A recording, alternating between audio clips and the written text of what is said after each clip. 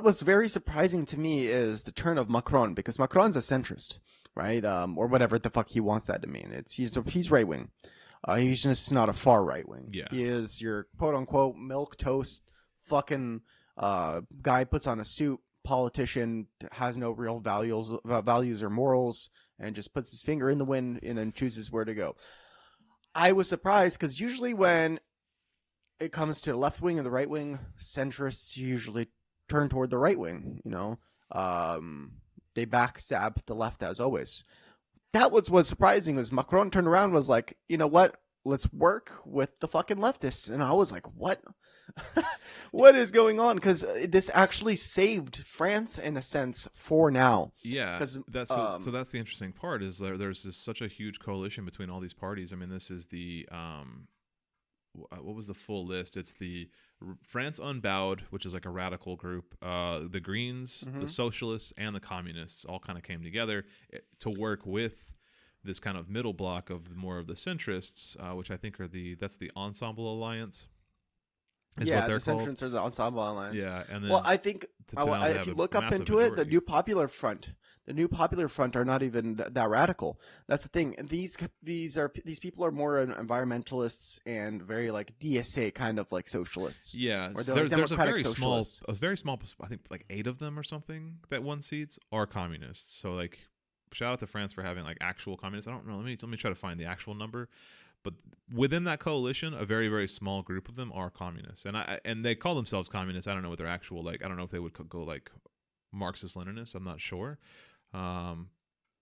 But that was I read that and I just thought that was interesting. It's like cool. And so here's an issue though. Moving forward, is they still don't. There's still not a prime minister that's been announced, and so that's kind of what they're working on now is where this prime minister is going to come from, or excuse me, the president of parliament. So who's going to take like leadership positions within the French National Assembly? Well, president of parliament is still going to be Emmanuel Macron. They're picking out prime minister, but the problem there is there's no majority. There is no majority in the parliament. And usually they go off of the majority, is from what I understand. But 32.6 is the largest. So that's what I was saying. They're gonna have to like kind of rebuild coalition, and this is the one worry: is that will those centrists stay allied to this leftist? Because centrists, if you're being very cynical and kind of pessimistic, typically throughout history, centrists have always kind of allied themselves with the right and with fascism, and that's kind of like. I wonder like what deals are being made in the coming weeks, because Macron had mentioned in some interview that this new election to choose this new leader is going to take like weeks, if many days, if not weeks. And so a lot of deals are going to be made, a lot of like negotiations are going to happen, and I'm just hoping that the resolve of the centrist party is going to stay with the left and not kind of bow, because the difference is not that huge. There's only a 40 seat difference between the like actual like fascist group and the actual Popular Front, the new left. So there's only a 40 seat difference there, and then the centrist group makes up another 170 seats. So it would be very easy for just a handful of those centrists to splinter off and actually give that slim majority to the National Rally, the right-wing group. So like they wouldn't have a majority within Parliament or within their National Assembly, but they would have, if enough centrists sided with them, they would have at least the largest voting bloc within the National Assembly. Yeah. So we just have to hope that the centrists stay, loyal to the new Popular Front, the leftist groups. Yeah. I mean, at the end of the day, there was still an uprising of the left. Yes.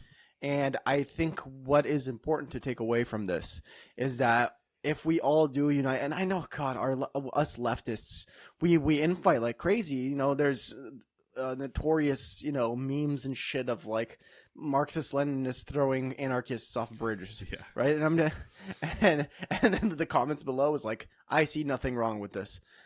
I'm sitting there, I'm like, listen, yes, these are just jokes. At the end of the day, these are just jokes. We must align for the greater good. There's like, these are now our friends, enemies later, right? But I rather have enemies when we have a socialist government, have to fight with an anarchist how we're going to implement things, versus fighting with the fucking fascistic demagogue. Yeah, I have two more points to this French election, and then we can kind of continue or move on.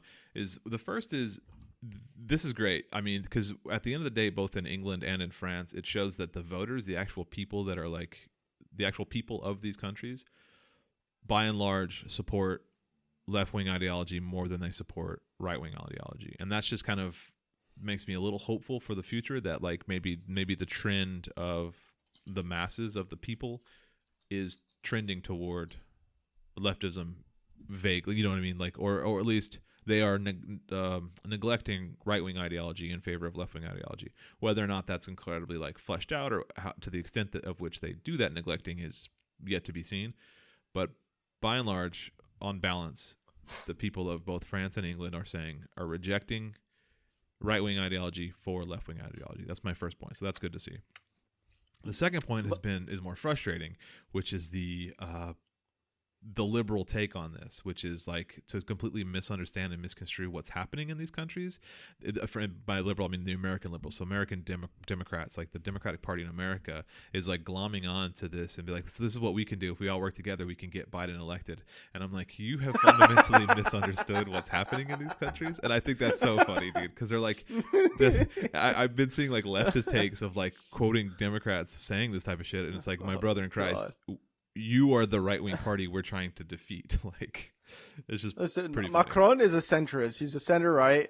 Biden, for me, is far-right. Yeah, I mean, like, and that's the thing. Is like the Democrats in America are just like misunderstanding. Like, this is not us siding with liberals. This is DSA, CPUSA, PSL coming together to support Claudia and Karina and like getting them on the board. So like, this does not mean supporting Biden. Like, I just thought that was funny. You know, if we would come together, if we had to support somebody like Bernie, you know, sure. Well, we'll do it. We'll work with Bernie. We'll work with the Social Democrat. Oh, did you see as of like today, DSA denounced and is not endorsing AOC? Oh, thank God. Yeah, just finally. A quick little thing. I saw a news or like a press release from DSA is like, you know, because of her complicit like voting for like equating Zionism with anti-Semitism, or anti-Zionism is anti-Semitism. I guess that's a bill AOC supported, and she denounced boycotting and Zionist businesses.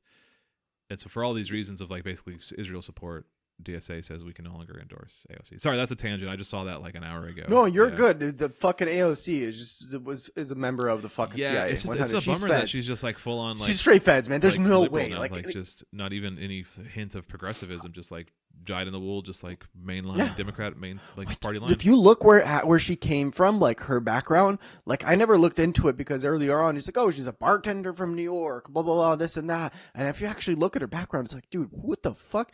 This person's privilege as shit. Like, what do you mean? Yeah, it's the same thing that happened to like Kristen Sinema, the senator from Arizona. You know, she started out being like Green Party, very like anarchist, like working with environmental groups and stuff, and then just slowly as she stayed in the Senate, over time she became more and more centrist. And I think that's just what happens to people when they join, you know, government in general, is that they may start off as ideologically, you know, pure, for lack of a better. It corrupts you, man. Yeah. But that's why we're like, I'll go tangenting off a little bit. That's why we're, you know, commies are just so like stern on like what we believe. Yeah, we've talked about that aspect before of like, like believing what we believe and not kind of wavering from that, of like having foundation. I think a lot of that stems, and this is going to go off on an even further tangent, is I think that stems from like Marxism as an ideology is based around standing firm. So like it's, you know, whereas liberalism is like kind of more populist in whichever way the wind blows, Marxism is like, you know, it's about understanding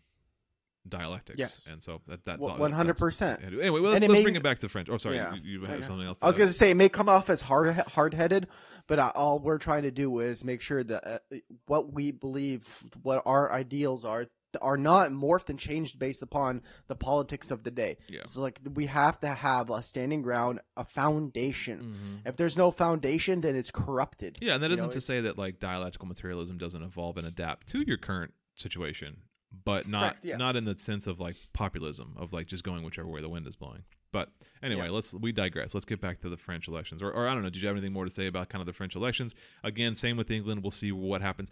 Oh, I alluded to with England. In France, they do have a very concrete list of demands of like over 400,000, like 95% tax on anyone making over 400,000, which is a huge tax, greatly increasing the wages for lower income people. Like they have a legitimate list. You can And lowering the retirement age back. Oh right, lowering it back to 60. Yeah. I want to say from 60. Yeah, they want to lower it even more. Yeah, so Yeah, they from have what I a very believe. firm, like kind of what appears to be a non-negotiable list of like this is what we want to do. And once again, kind of going back to my point one from earlier, is that if you have these kind of very well laid out and well intentioned plans, people Yeah. resonate with that. Voters resonate with that. So if you say, look, this is the thing I want to do to help you, voters will attach to that. And that's just a lesson that American Democrats have not learned, of like, if Biden were to come out and say, I will abolish the Supreme Court, I will raise the minimum wage to $30 an hour or $25 an hour. But that's making promises that they don't want. Well, right. That's the thing, is You they know? don't want to do these things. So they're fundamentally flawed because they don't even believe in these things. Like if you were to say, because he says like, I'll That's do why we Roe don't v. want to Wade vote or for them. whatever. And it's like, well, yeah, he doesn't want to reinstitute Roe v. Wade. I bet you if the Democrats came out with a list of like 15 things they would like to do, and we agreed with a lot of those things, a lot of people would change their minds. A lot of people would change their minds. That's the frustrating part, is it's so easy for Democrats to win elections because They run on platitudes and cliches. yeah, what the Democrats stand for on paper, people agree with, right? Like people want access to healthcare, like free healthcare. People want abortion rights. People want tighter gun control. Even though I am in the minority there, like 70% of Americans want tighter gun control. And so if Democrats actually did anything they promised, they would never lose an election. But the problem is they never do anything. They have this image of just being liars and corrupt politicians, which they are. They have rightfully earned that reputation. So then they never win elections anymore. So in France, you see the opposite of like, this is what we're going to do. They're very clear and they're very beneficial to the working class of France. So they win elections. It's pretty fucking simple, actually, to win. Yeah. You know, It is simple. it's just frustrating that Democrats can't just, open their eyes and do this. Well, it Anyway. shows you that they play Machiavellian politics. That's all it is at the end of the day. Anything else to add about French elections? I wanted to add one last thing, and that is that with the French elections, why they won in the first place, what the plan was with the centrists was they would go from seat to seat, and they would see who is more popular in that seat, whether it be moderates or whether it be the left. And whoever would be more popular in that seat, the other person would drop out and then vote for that person. Have the whole, and that's why the left won, is because they made that deal. But even if you were in an area where the leftist was less popular than the moderate, the leftist would have to drop out and vote for the moderate. That was kind of the deal. Oh, okay. And so they had like a pretty rigid, formalized structure in place. I see. I didn't know every the single details of seat that. they would go down. That's Yeah, cool. every seat they would go down. They would realize who was more popular. The other person drops out, and they support the other person. That's actually really good. It's a pretty effective Like- way to run, yeah. Because that's like what you if- see with the Democratic Party. Once again, not to just keep making it about the Democrats, is like Yeah. it's just all this weird infighting and like they all turn on each other and everyone, like Bernie was the clear front runner in 2020.